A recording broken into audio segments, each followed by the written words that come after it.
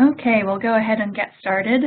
Welcome everyone to today's webinar, Intro to the BFRDP Grant Program. We will have today Allison Goin and Juli Obudzinski presenting today, and I am Kristen Aldrich here with New Entry Sustainable Farming Project. Just going to give you a quick overview of the WebEx program. If you're having any issues with your audio controls, you can, on the upper left-hand corner of your screen, go to the audio portion of your toolbar to correct any settings. Also, if you have any questions throughout the webinar, you can feel free to enter them using the chat feature on the upper right-hand side. And you can change who the question is sent to so that it can be sent to everyone or just to the panelists. And I also wanted to mention after the webinar, a recording of this presentation plus an evaluation and link to resources will be sent out to everyone who registered or attended, and the webinar recording will also be posted to New Entry's website. So for a little more context around New Entry and our work and the BFRDP grant program, and that of course stands for Beginning Farmer and Rancher Development Program. New Entry also has our own incubator farm training program and food hub and CSA here in Eastern Massachusetts. We also operate national networks of farmer training organizations and technical assistance for 2 USDA grant programs, BFRDP, and then also the Community Food Projects grant program. Today, of course, we're talking about BFRDP. We were awarded a cooperative agreement grant from BFRDP in order to provide applicant assistance. And so we offer support to applicants through webinars like this, as well as other online tools and resources, such as our online self-assessment tool to help gauge readiness to apply for BFRDP. We have an FAQ portal to ask questions directly to NIFA and USDA staff, and links to helpful resources. So you can check all of this out at nesfp.org/BFRDP for further information. And now, of course, today we're going to be providing a bit of an introduction and overview of the BFRDP program. And we'll start with our presenter, Allison Goin, Strategic Development and Program Design Consultant, who is one of our project partners. Thanks, Kristen. Thank you. All right. So, hopefully everyone's seeing a slide just has a little summary of my experience, particularly just with the USDA. So as Kristen said, I'm an independent consultant. I'm based in the Midwest, but I work nationally with mostly nonprofits that are doing farm and food-related work. I've been working with the USDA specifically for the past 6 years. I myself have written and submitted 40 proposals to different USDA programs, which have resulted in more than $2.5 million in new funding so far, which I still have quite a few pending, so I'm hoping that number will go up this year. Worked with a dozen different USDA programs, including a number of grants through BFRDP, and I've also managed and reported on USDA awards. So when organizations actually get a grant, I've helped them work through the whole process of how you actually get your funds, and I complete many, many reports each year for projects that are funded. And so I have seen the process from that side as well. And I am available for private consultation, and I have a website and an email address here, and that information will also come up again at the end in case you have questions for me. I do a free phone consult with all new potential clients, and so I'm happy to talk to people about BFRDP or other USDA programs. As Kristen said, BFRDP stands for Beginning Farmer and Rancher Development Program. This is a federal grant program. It's funded by the Farm Bill. It's operated under the USDA's National Institute of Food and Agriculture, which is one of the departments within the USDA. Their stated goal is to support the delivery of education, mentoring, and technical assistance programs to help beginning farmers and ranchers with entering, establishing, building, and managing successful farm and ranch enterprises. This is their language from the RFA. RFA stands for Requests for Applications. By the way, we'll be throwing that term around a lot here. You know, as that summary says, the purpose of the BFRDP program is to support beginning farmers. The USDA defines beginning as having less than 10 years of experience. So it's actually quite a range of, you know, people who are just starting, you know, farming right now to people who have been doing it for 8 or 9 years. This program is very much focused on successful and sustainable farm businesses. So what they're not looking for is community gardening or therapeutic gardening, school gardens, all kinds of other programs that might involve farming, but are not actually about helping farmers start their businesses. This is a very business-focused program. So that's kind of the first place to look when you're trying to decide whether this is a good fit for what you're doing. There is quite a long list, though, of topics that are approved for training, curricula, and technical assistance, all of which are found in the RFA, and really cover the full range of things related to farming, from financial side to production side. So in that respect, it's broad, but in terms of the ultimate goal that they're looking to achieve, it's pretty narrow. One other distinction of this program from some other USDA grants is that, you know, they really have defined what they want to achieve here. They want to support beginning farmers with their businesses through training and technical assistance. And so this is not a program where you have to come up with your own logic model. The logic model is set for you. It's that, you know, beginning farmers need this kind of support, and that with support and assistance, they will be more successful running their businesses. So they do give you that framework, which can be helpful in terms of deciding whether this program is a fit for you.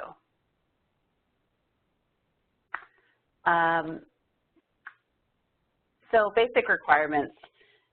As Kristen mentioned, we have designed an online self-assessment tool, the OSAT, O-S-A-T, and we'll be sending out a link to that at the end of this webinar, and we'll be referring to it multiple times. So if you see OSAT or you hear us talking about the online self-assessment tool, basically we just created a kind of a survey that you can walk through online, where it takes you through step-by-step of all of the eligibility requirements for BFRDP, and beyond that to thinking critically about if you're ready to apply.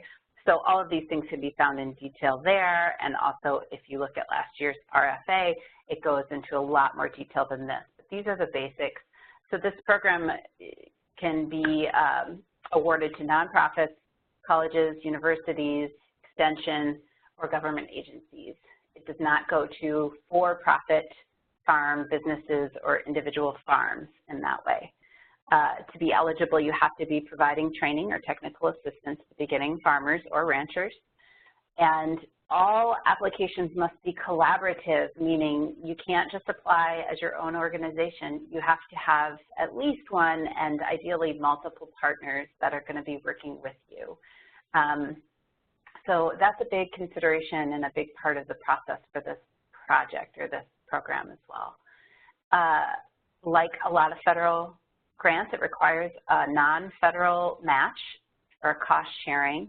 In this case, it's 25%, so that's not dollar for dollar, it's less than that, but it still requires a match. The benefits of the program, they have two categories: small standard grants and large standard grants. Small standard are up to $100,000 per year for up to 3 years, and the large are $200,000 a year for 3 years. Basically, the distinction between the large and small is that they divided this, I think it was 2 years ago, they started dividing these into two categories to make it more fair for applicants. Basically, they were getting very, very small nonprofits competing against universities and extension departments, and that's not really a fair comparison, so they divided it up. You know, if you're a nonprofit that's not working on a national scale, you're most likely a small grant and should be in that category, but there's a lot more information on that elsewhere. Another benefit of the program, so obviously funding is the first thing that attracts people to grants, but this program also does an annual project directors conference, and the cost for travel to the conference is included. You put it in your grant budget, and it's a great opportunity to do best practices, sharing, networking, talking to others around the country who are doing similar work, and there is quite a good network of the recipients of grants from this program and sharing information. They also recently switched over to, well, not fully switched over to, but added the RVS system for reporting, which helps you a lot with reporting, and it gives you a very clear template to use for setting goals and measuring them, and it's helpful in terms of evaluation, at least from my point of view, having used a number of different systems. And we are doing another webinar next month on evaluation for BFRDP grants, and so that's another place to learn more about that. The other category, Kristen referenced this, they have a separate category called the Educational Enhancement Team Grants, the EEG Grants. These are national projects really designed to support BFRDP recipients and applicants. And so this webinar is being funded by an EET grant, and our other partner on this call, NSAC, the National Sustainable Agriculture Coalition, they've also received an EET grant to do evaluation of past BFRDP projects, and we'll talk a little bit about that later. So this is another category that you could potentially apply for, but it's pretty limited in terms of what they're looking for. They usually lay out a specific priority each year that they want people to work on, and to have that kind of national reach, you really have to have certain kind of capacity and network and things like that. So most of the time, these EET grants are probably going to be out of reach for small farmer training programs, but there are some of you out there who may potentially see a fit here. The types of projects funded under the standard grants are things you'd think of as farmer training and technical assistance, and these are a few examples, and we may have a couple more later on in terms of projects that have been funded. Farm incubator programs, where you've got a land access component plus hands-on training, and a lot of times the market opportunity is involved. There's many of those types of projects that have been funded. Classroom training programs, like the Farm Beginnings program has been funded by BFRDP before. Mentorship programs where beginning farmers are being matched with more experienced farmers, or apprenticeship type programs, university and extension education, and many more, but these are kind of the most well-known and prominent. There is a website called farmanswers.org, which is run by BFRDP, or was created as a result of another EET grant, and it's basically an online resource tool that has all the different projects that have been funded. It has a lot of different examples of curricula and videos and reports and just results that have come out of other projects. They do actually even require that, excuse me, that you look through farmanswers.org when you're doing your application, so that you can see what has been done previously and build on those things. So that's something to know.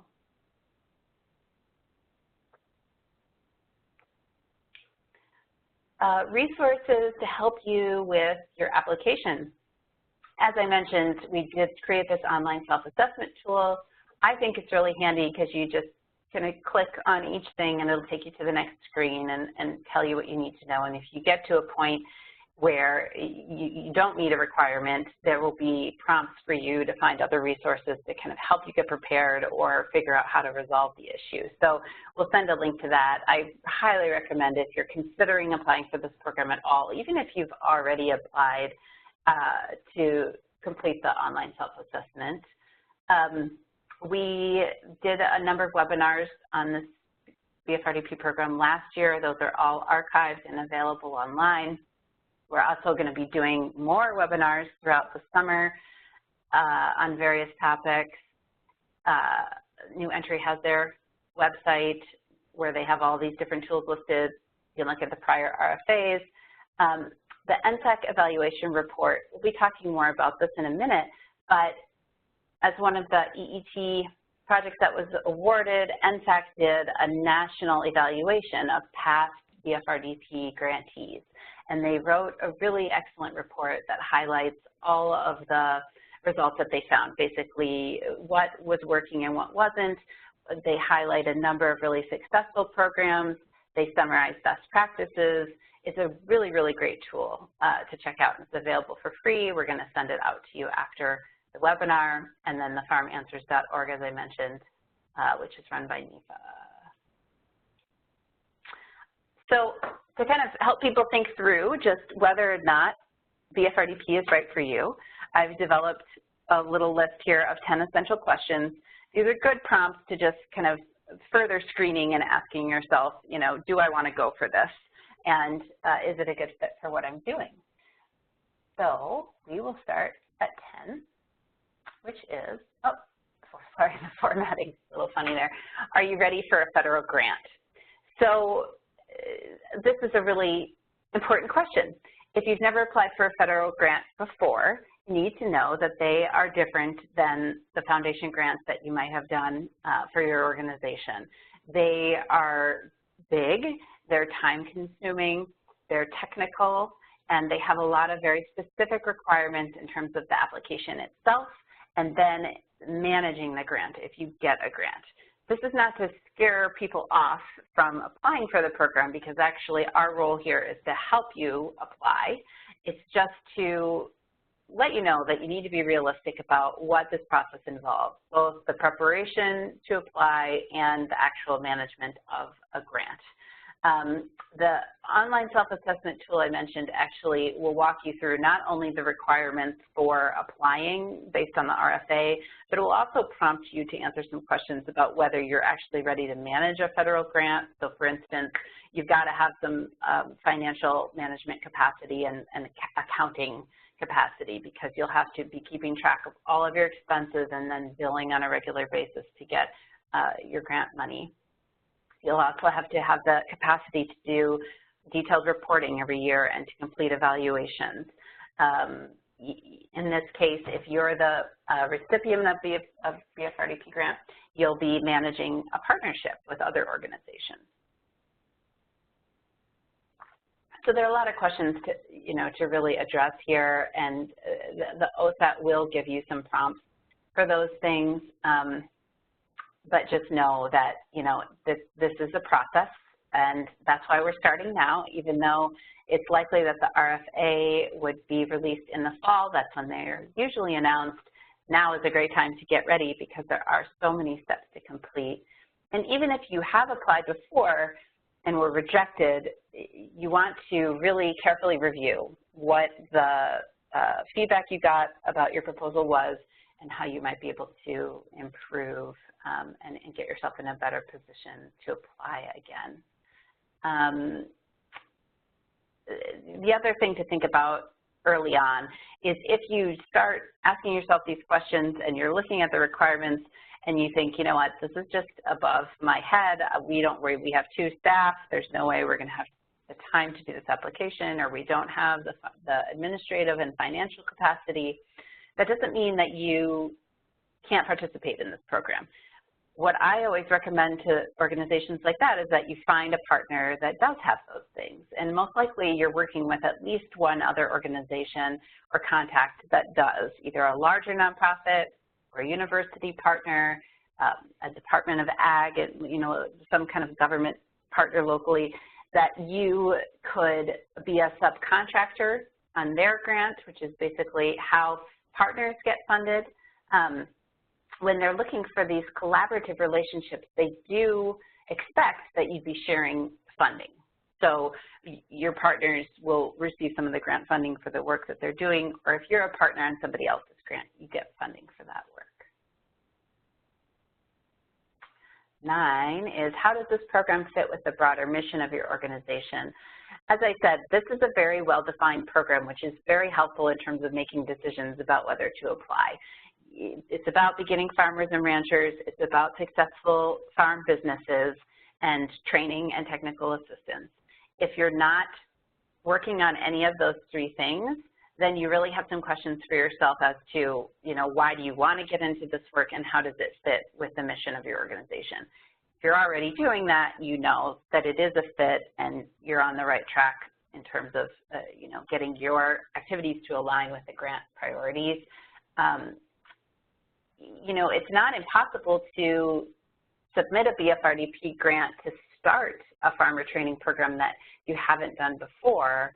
However, you will be required to demonstrate that you have the relevant experience to do that you know what you're doing in terms of farmer training, that you can point to other successes, that you have the right partners, and things like that. So it's, always a consideration to just be able to demonstrate that, yes, we are going to be able to be successful with a grant like this. Another reason you want this to fit with your mission is because you need your whole team to be on board. These are big projects, they're time-consuming, and you'll need support from a lot of different parts of your organization. So if somebody at the organization is saying, oh, beginning farmer training, that's not, I don't see how that fits with our mission, you're going to have a hard time.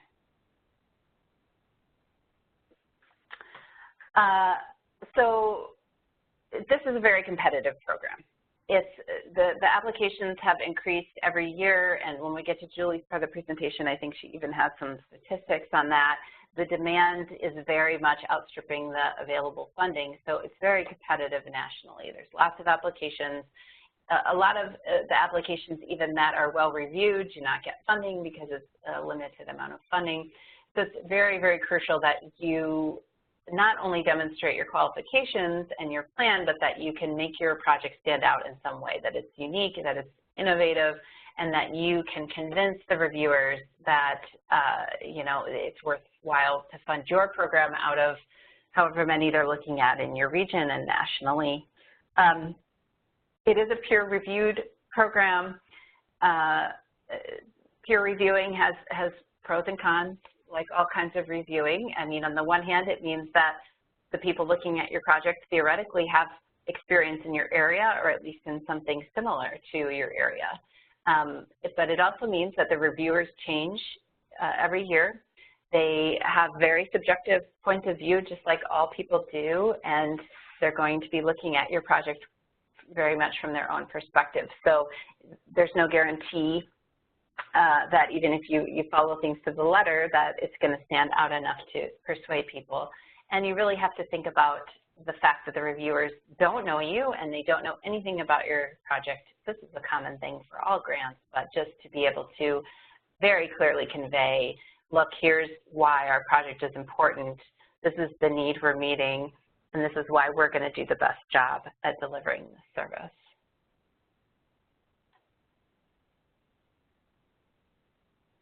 So being realistic is a big theme of mine, and I bring it up again and again with my clients because $100,000 seems like a lot of money, but when you start to think through all of the different things that are going to be required to carry out the project, that big figure starts to dwindle down. So the first thing is you got to make sure you're factoring in your match. Are you able to come up with a non-federal source of funding to match the grant? It's going to be necessary in order to get the grant funds, and if you're not able to do that, then you're going to get into more trouble than it's worth to bring on additional funding. The good news about match is that you can use in-kind contributions, which are staff time or volunteer time.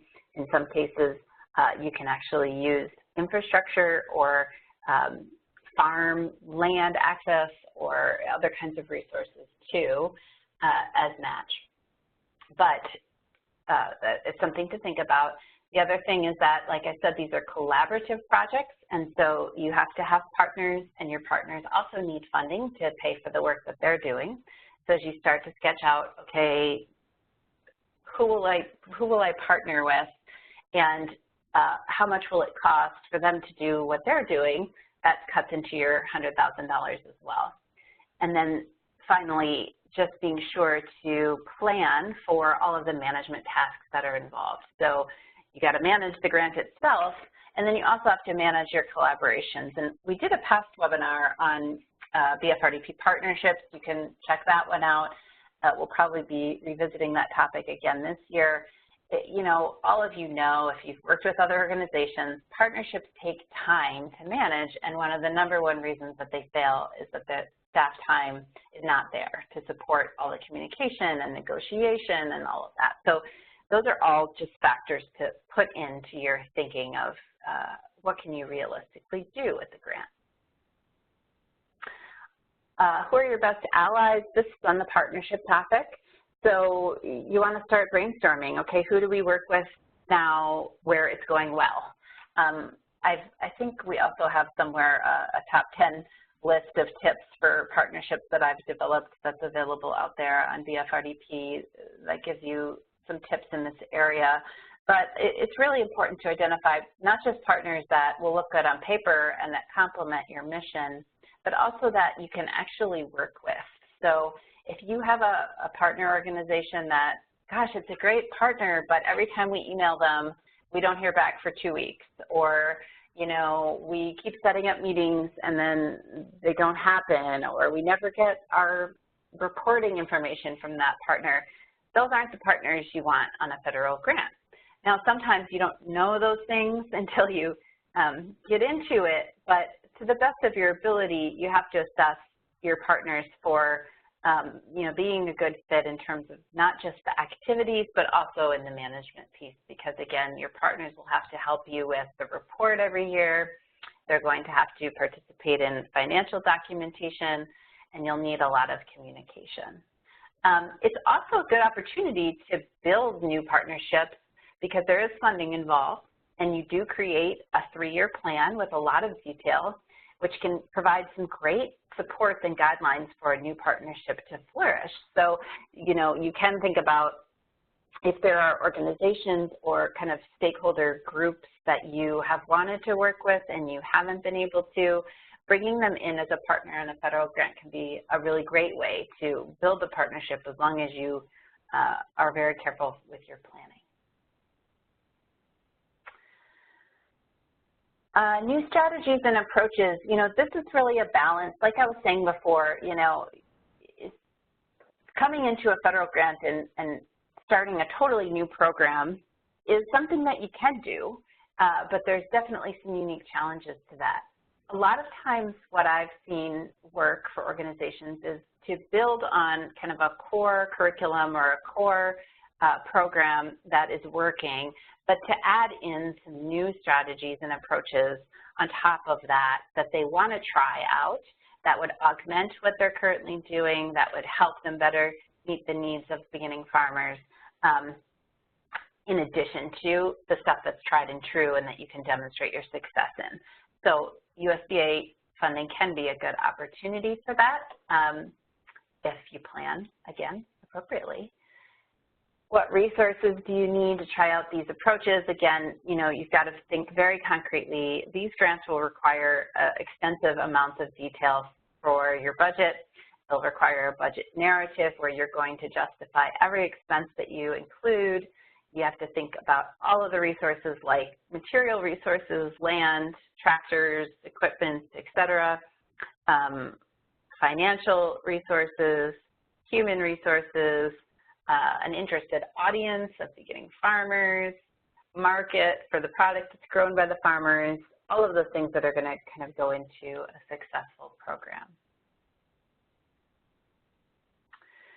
It's also this process, I always kind of say that doing these federal grants is actually somewhat like a mini strategic planning process, because you are required to put together a 3-year plan if you're going for a 3-year grant.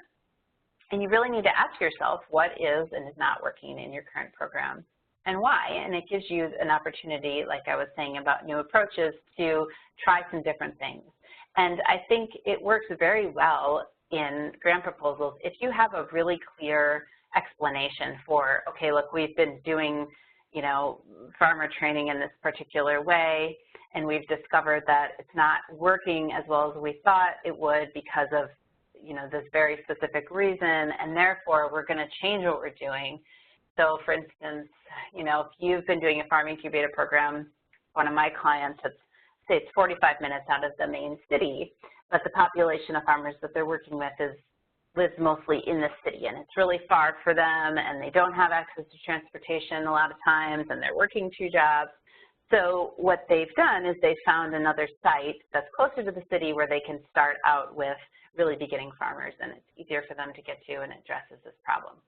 Grant reviewers love that because it's, you know, you've shown them that you've thought through the problem, you've already done some trial and error, and you've come up with a good solution. And if you've gotten a prior grant, they require that you do that kind of examination, but it's still a very good way to make a case for what you want to do.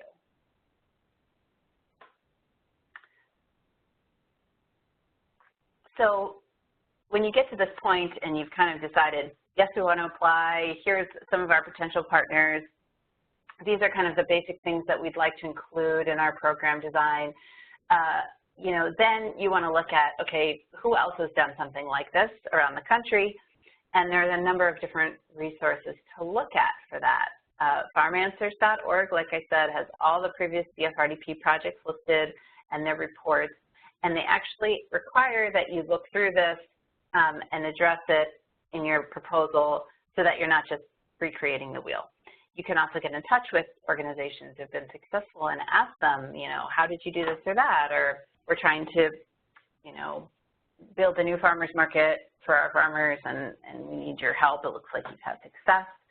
And to this point, I'm going to actually bring in Juli from NSAC, who did the evaluation report on past BFRDP projects, and she's going to just give us a quick summary of some of the best practices they were able to identify through that work.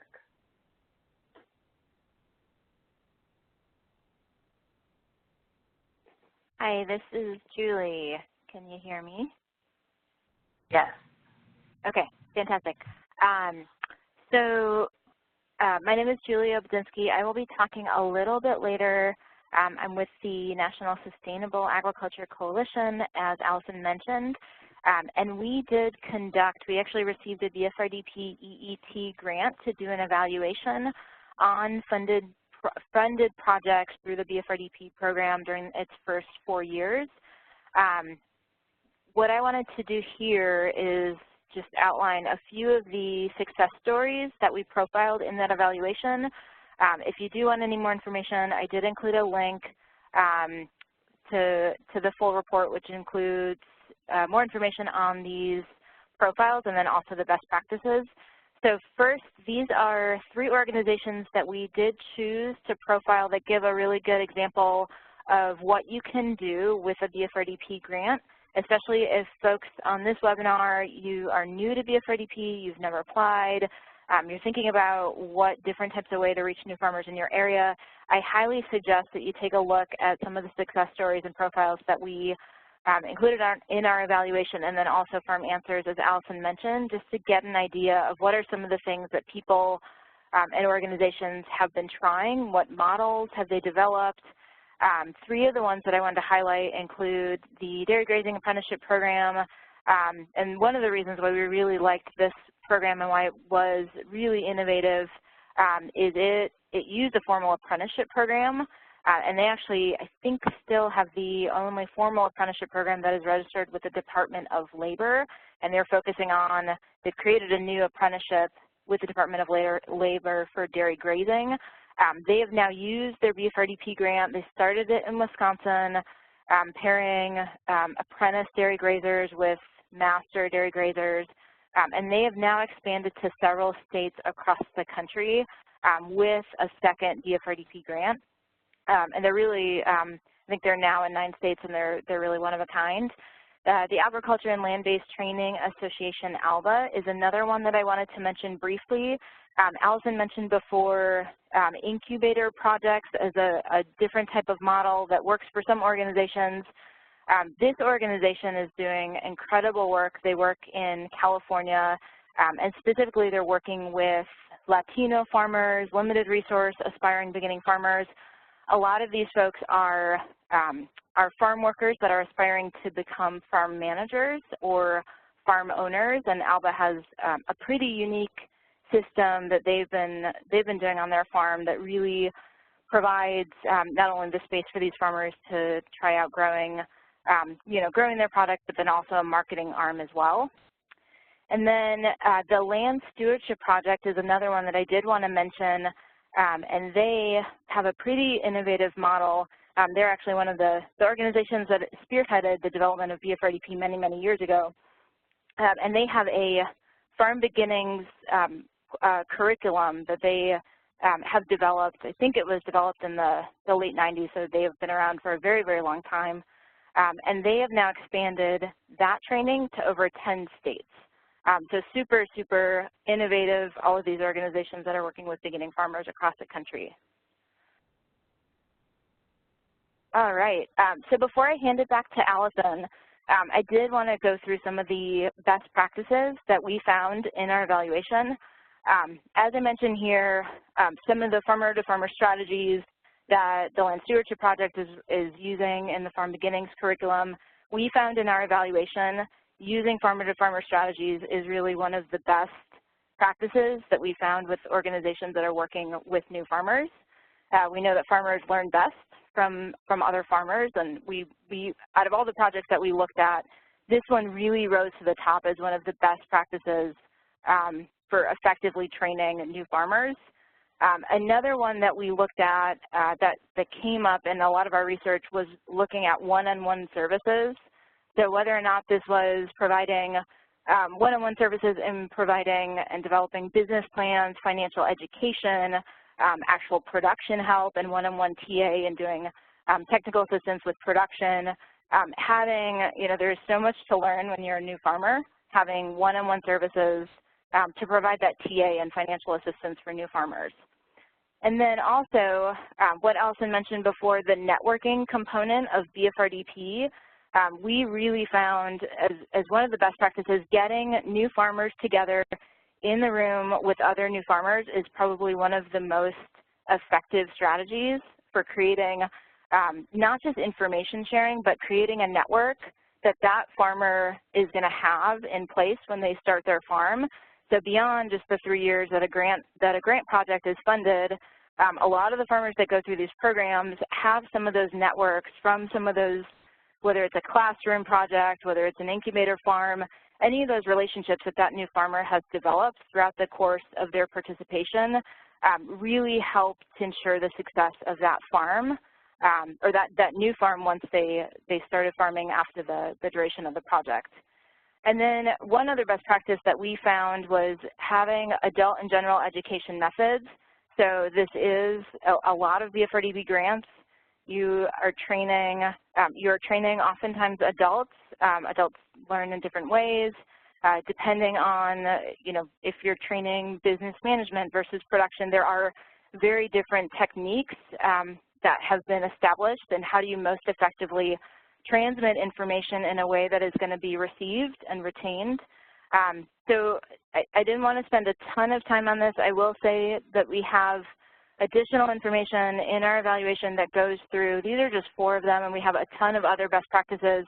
We actually interviewed tons of grantees to talk to them about what they found were some of the most effective components of their projects that they think help to lead to their success. So if you haven't taken a look, I would encourage you to do so. One of the things that we did find in this evaluation is BFRDP has really helped to establish a national infrastructure of organizations that are training new farmers across the country. And one of those things is actually helping to build the capacity and sophistication of folks that are doing this now. So you don't have to recreate the wheel from folks that have been doing this for over a decade now. I think, Allison, I will pass it back to you.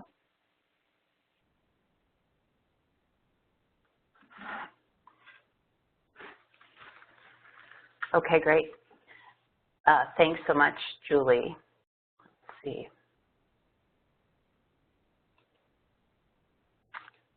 Okay, so we are at number 1. What do the beginning farmers and or ranchers that you serve want and need to improve their success? So in addition to what Julie just covered, best practices, what other programs have found, this program in particular, BFRDP, will ask you how you have gotten input from the farmers that you serve. They want to know that you are talking directly to farmers, that you're getting their input and their feedback into your program and into the design of your application.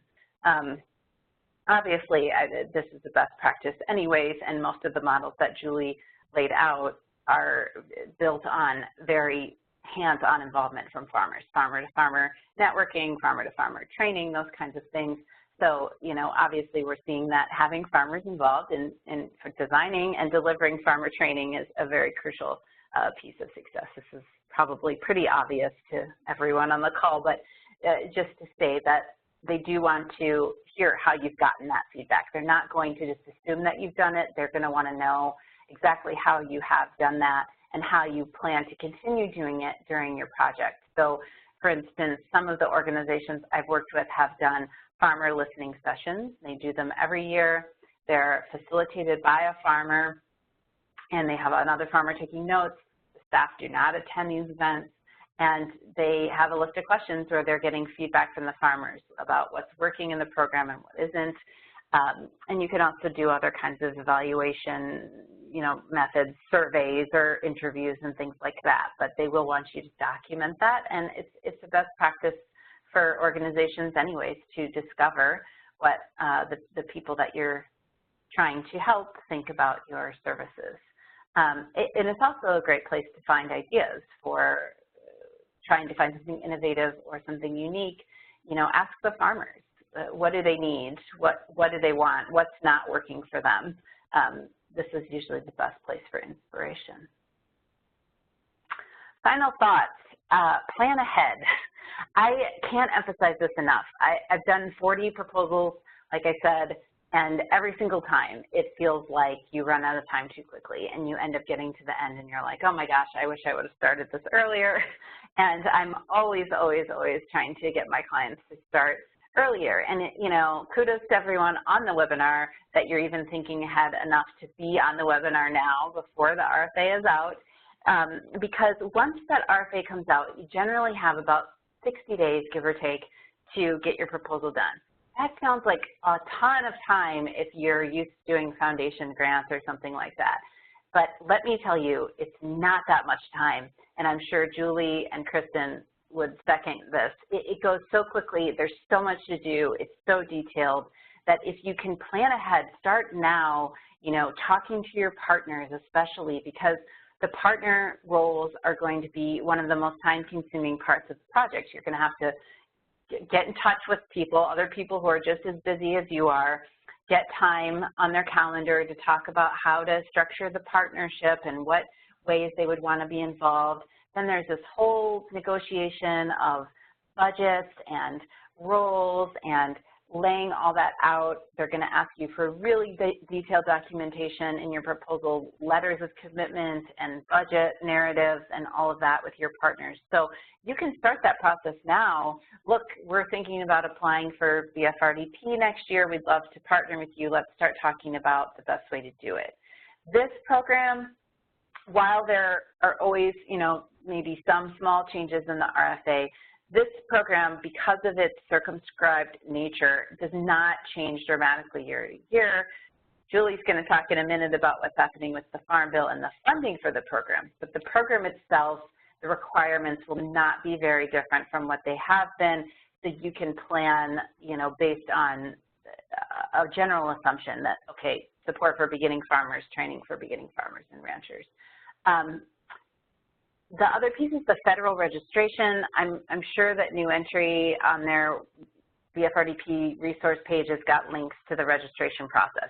If you've already applied for a federal grant, you're registered already, you may need to update your registration to make sure it's current because they expire 12 months from when you register.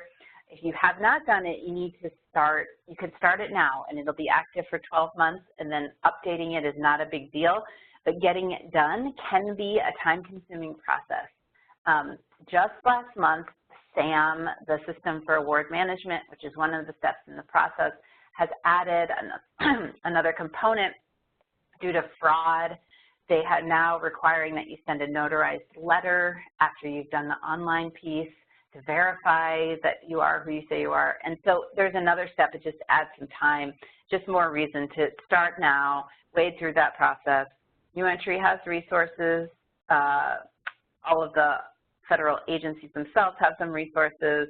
I provide help to my clients on that process, so there's plenty of support available for you. But just get going as soon as you can, and don't think that it's too early to be realistic about the proposal next fall. And that is the end of my portion. Great, thanks, Allison. So we'll hand it over to Juli with NSAC to continue talking a bit more about BFRDP and potential implications with the Farm Bill reauthorization. Great, thanks, Kristen and Allison. Okay, so now we have the basics of what is this program called BFRDP, what does BFRDP even stand for. So now I'm going to shift gears and talk a little bit about the history of where did BFRDP come from, and more importantly, the future of BFRDP and what does it have to do with the Farm Bill, specifically the 2018 Farm Bill. So first, just very briefly about NSAC. I mentioned before, my name is Juli. I'm the Deputy Policy Director here with NSAC. We are a pretty large coalition. We have about 120 member organizations from around the country. A lot of them are nonprofit organizations, community-based organizations. And these are the very people that came up with the idea for BFRDP many, many years ago. I'm going to go over the legislative history of BFRDP, but in short, about 15 years ago, a lot of our member organizations that work with beginning farmers surveyed the country, talked to beginning farmers, talked to other organizations that were working with new farmers or wanted to, that saw a need for funding to support their work. So these organizations that make up our coalition, these are the folks that I turn to whenever I have questions about, is BFRDP working? Is it responding to their needs? Are there any changes that are needed? Going to them for success stories, so a great coalition of folks. The other thing that I would mention is I myself have been, I've been on the peer review panel for BFRDP. Like Allison mentioned, I did lead the evaluation, which I'll talk about in a little bit. And I have, as part of that evaluation, we did apply for the EEG grant. So I share your pain when we talk about the application process and all the challenges with grants.gov and all the requirements, and that 60-day window certainly is, it is not a ton of time for pulling together a very, very complicated federal grant. So I did want to share that as well. Okay. So where did BFRDP come from? This is, in short, the very, very condensed version of where the program came from. It was originally authorized in 2002. It was created in the 2002 Farm Bill.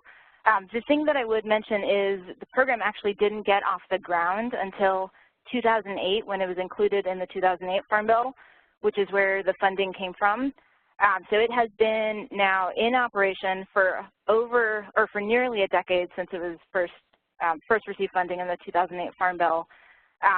In 2013, so the original authorization expired in 2012, which if any of you were around and looking for funding in 2012, we remember what happened when the program actually shut down for an entire year. I'll talk about that in a little bit when I talk about prospects for getting a Farm Bill passed on time this year and how those implications may impact the future of BFRDP. 2014, we had the program reauthorized in the 2014 Farm Bill. It was provided with $100 million in mandatory funding. That works out to about $20 million per year in grant funding. So that is the total amount of money that is available for the program. So Allison mentioned before, there are, in statute, there are specific caps on how much money can be provided for each grant. There is also a cap that is set in the Farm Bill on how much money does the program have in general for all grants. So that's where that $100 million in funding directly from the Farm Bill comes from. And one of the most important bullets on this entire slide, if you remember anything from my presentation, it is this last bullet that is highlighted. So 2018, the authorization for the BFRDP program, in addition to all of the funding that it has, expires. So the 2014 Farm Bill expires on September 30th of this year. That is about 4 months away. It's not a ton of time. I'll talk a little bit in a later slide about the prospects for passing a Farm Bill on time, what happens if we don't have a Farm Bill. But in short, I don't want to come on the webinar and be all doom and gloom, but this is pretty serious for anybody that is anticipating applying either as a new grantee, as somebody that wants to renew their funding. In short, there is no guaranteed funding beyond September 30th.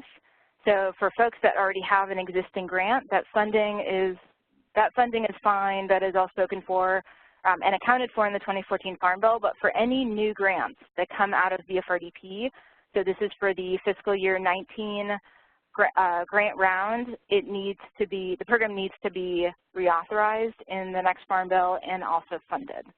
So I'll talk a little bit about that because I know a lot of folks will probably have questions about what that means. But that is something that we certainly are paying attention to at NSAC in terms of where's the program in all of this debate over the Farm Bill. So since the program was first created in 2009 was the first year of grantees that they actually got out the door, it has invested nearly $145 million into almost 300 projects in every state across the country. That is a pretty significant investment that taxpayers have made in training new farmers. We're hoping that we have additional funding in years moving forward, and we actually hope that we have permanent funding so we don't have to worry with every Farm Bill whether or not this program is going to continue. And part of the reason that we're hoping that we have additional funding is that we really have been seeing the impact of what this program can do. So this is the evaluation that I mentioned before that we conducted with some partners, and what we did is we surveyed all of the grantees for the first cohort of folks that had completed projects, and we found that there were three main things that we could say about the impact of BFRDP as a whole. One, which is important, certainly important to policymakers, is it is meeting what it was the goals that was set out by Congress when it was first established. We actually do have metrics on the fact that it is helping to grow the next generation of farmers. We think we could do a better job keeping track of those metrics, but we do have some metrics that show it actually is helping to train new farmers, which is a plus.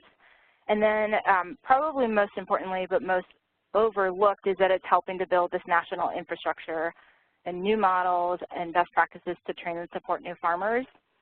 They all speak very highly of the importance of the program. And one of the reasons that we decided to do this evaluation, not only it was included in the request for applications that they were soliciting an evaluation, but we really felt that it was timely. There had been no evaluation of the program as a whole since it was first created over 10 years ago, and with its reauthorization coming up in the Farm Bill, certainly, we felt that there was a need to better articulate and understand what is the impact of this program. All right, so in addition to impact, I wanted to provide just a snapshot of what is the current universe of demand. So there are about 17 folks on this call. This is not the entire universe of folks that are interested in training new farmers.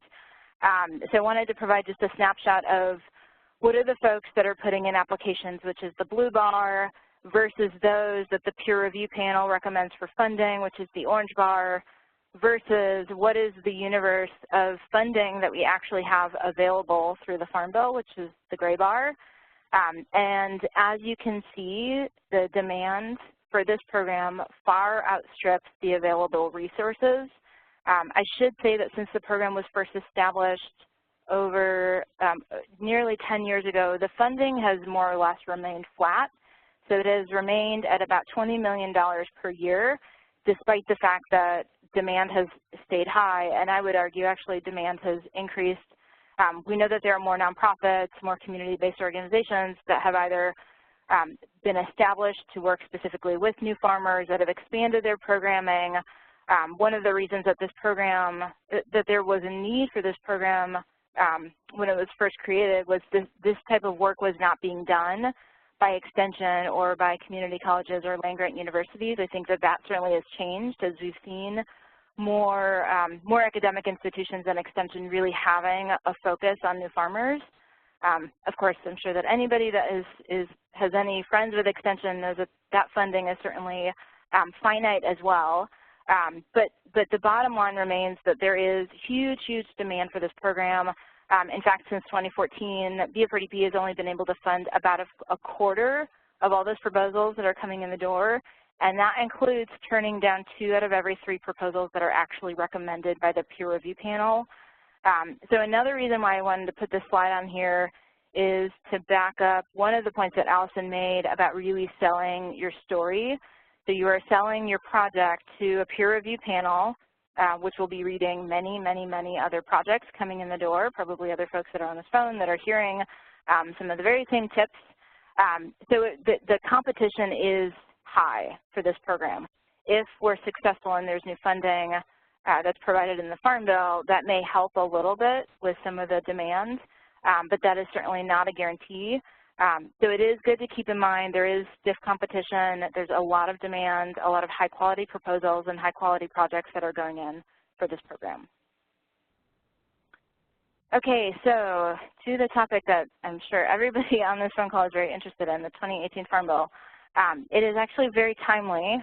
We are in the middle here in DC of a congressional recess. There has been a lot of action on the Farm Bill last month. We anticipate a lot of action in the weeks and months ahead leading up till the September 30th deadline of when the current Farm Bill expires. Just a snapshot of what has happened so far on the Farm Bill reauthorization process. So member of Congress have been introducing what are called marker bills. These are legislative ideas that members in both the House and the Senate on and off the agriculture committees introduced. So it's formal legislation that outlines some of their ideas on what they want to see in the Farm Bill. I'll talk a little later about some of those marker bills that are specifically related to beginning farmer issues and BFRDP. In addition to marker bills and hearings and briefings and farmer listening sessions, we have actually seen some pretty significant movement in reauthorizing the bill. So on the House side, the bill has to go through the House Agriculture Committee. They, in fact, did release and mark up or revise and amend their draft Farm Bill. That was it was earlier, I think it was actually in April that they did that. And then just a few weeks ago, they took that bill that was passed on a partisan vote out of the House Agriculture Committee. They took that bill to the House floor. If there were other folks that were watching C-SPAN, as I'm sure you all are not busy enough in your daytime, they failed to pass that bill off of the House floor, which is pretty atypical. Usually if either the House or Senate clears their calendar to bring legislation to the floor because there is such a demand for very, very limited floor time, they only do so if they know that it's a serious bill that has the vote to pass. Much of the debate over the House Farm Bill has nothing to do with beginning farmers, has nothing to do with a lot of the things, you know, in terms of sustainable agriculture and training new farmers and things like that, but it is a divide over what to do with the nutrition title, what to do with food stamps, which take up a pretty significant portion of the Farm Bill, which could be a completely separate talk, so I won't go deep into that. But there is a lot of uncertainty in terms of what is going to happen on the House side in terms of passing a Farm Bill. They do have until June 22nd to reconsider the Farm Bill, and they are quickly working behind the scenes to try to strike a deal to get more votes that would be in support of the Farm Bill so that they can pass it off the floor. As a reminder, a bill needs to go through both the full House and the full Senate, and then the two bills need to be conferenced together before they're signed into law. So on the Senate side, we have not seen as much progress, although in the next, at least in the next month, we are expecting some movement on the Senate side. So the Senate Agriculture Committee has not yet released any details about what is going to be in their draft Farm Bill. As soon as they do that, which is expected sometime in June, they haven't set an official date for when they are going to be amending and marking up their bill.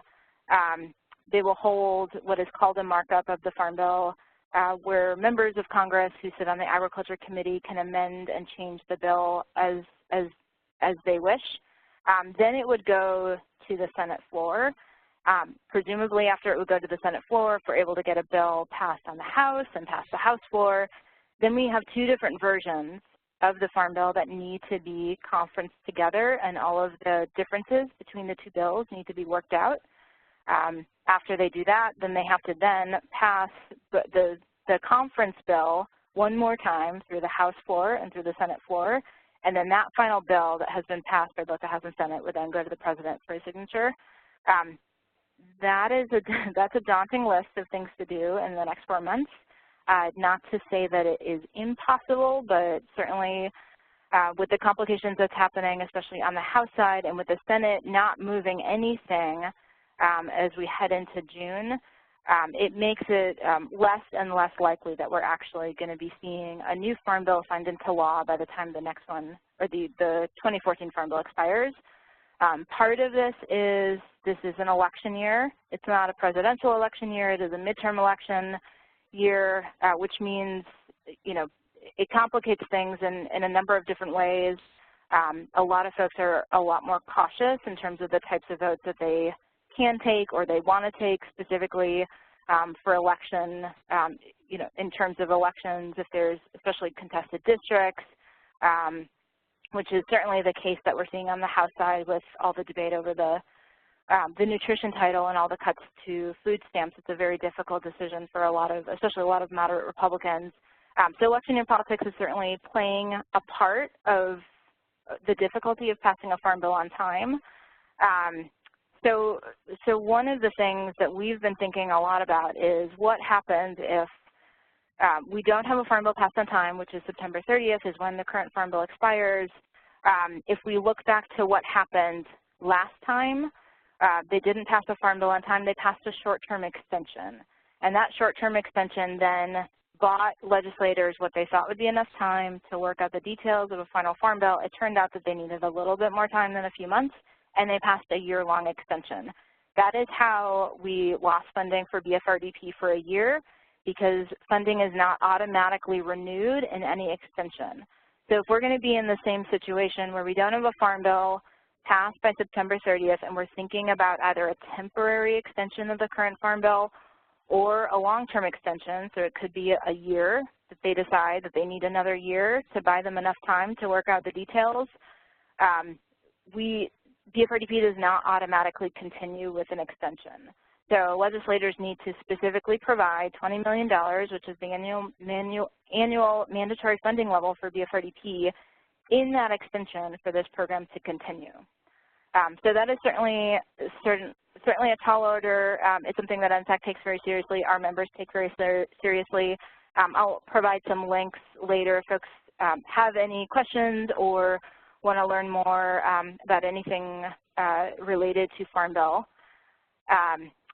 And one other thing that I did want to mention in terms of the 2018 Farm Bill, the BFRDP is special in some ways in that it doesn't have automatic funding that continues. However, there are other programs that also fall into the same bucket of what we call stranded programs. They were stranded last time. We're calling them tiny but mighty. These are a lot of grant programs that organizations like the folks on the phone, like those as part of NSAC, have helped to develop to support new farmers, minority farmers, farmers market, local food, organic agriculture. Every program on this list is in the same situation as BFRDP. So if BFRDP shuts down on September 30th, so do all of these other programs, unless funding is provided specifically in an extension.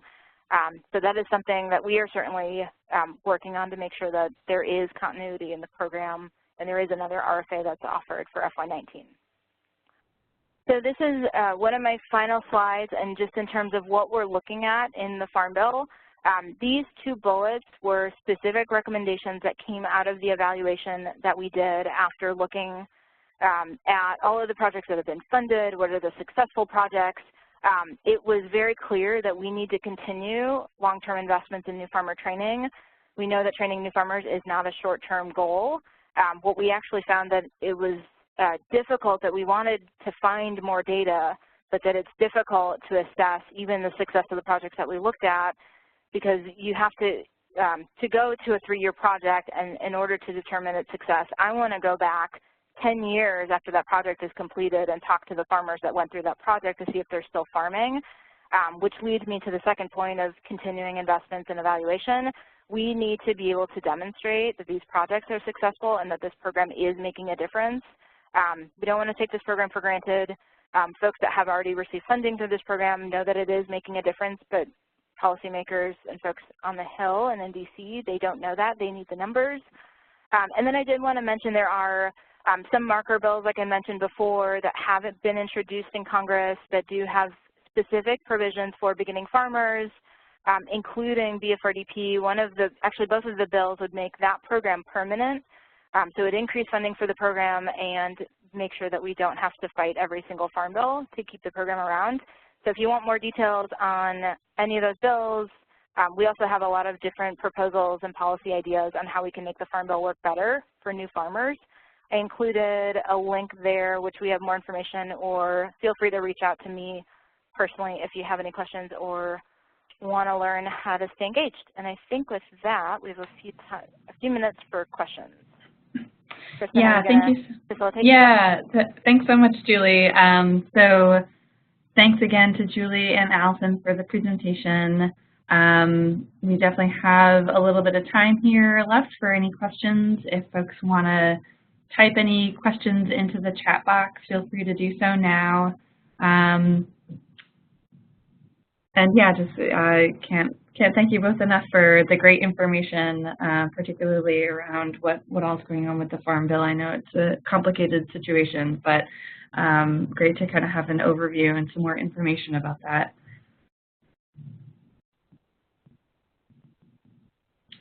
So I haven't seen any questions come through. We'll give it just another minute or so for any final questions or comments. And again, we have our contact information listed here to send around if folks want to follow up afterwards. I do see one question that came through is, I'm trying to interpret this, sorry, is the partners only, oh, I think this is asking if partners have to be domestic or if they can be international.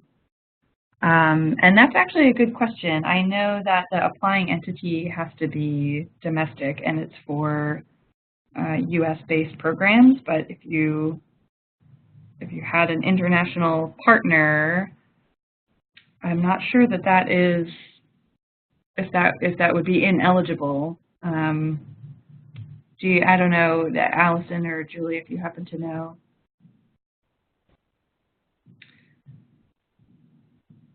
I don't know the answer to that, yeah. But we could look it up. I mean, I think there is usually something in the RFA about, you know, like you said, the applicant has to meet the eligibility requirements, but the partners often don't have to. But whether or not a USDA program can be applied internationally, I'm not sure. We should find out. Right. Yeah, I'm pretty sure the project needs to be kind of domestic based, but yeah, again, with the partners not having to meet the same eligibility requirements, I'm not sure. But yeah, we can plan to follow up with you. And Kristen, this is Julie. I would also suggest for folks that have not already reached out, the national program leader is Wesley Dean. It might be helpful to either share that information, his contact information that's also in last year's RFA. He is very receptive, and so either shooting an email or giving him a call, he can provide some guidance on projects, and certainly eligibility is something that he would be able to answer. Yeah, thank you. We can definitely circulate that in the follow-up email.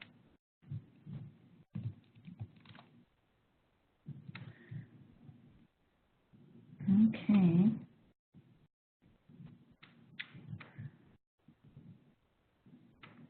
Well, I don't see any further questions coming through at this time. Again, everyone feel free to follow up with us directly. I'll be sending around the follow-up email, including the webinar recording, the presentation slides, and other resources that we've mentioned, including Wesley Dean's contact information as well for folks who have maybe specific questions about BFRDP.